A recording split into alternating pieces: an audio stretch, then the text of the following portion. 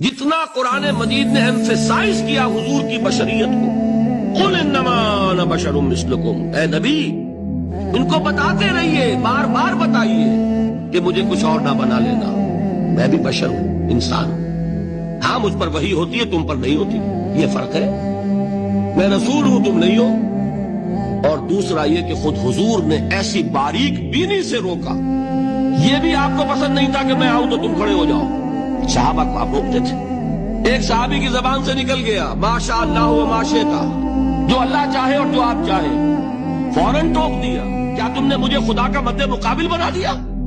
مشیت صرف اس کی ہے۔ یہ جو آپ نے فرمایا میری قبر کو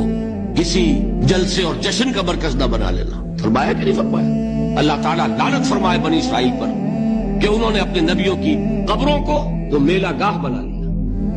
یہ ساری وہ ہے، یہ تحفظات ہے، یہ بچاؤ ہے، یہ امت کو متنبہ کیا جا رہا ہے کہ محبت اور عقیدت کا غلو جیسے پہلے ہوا،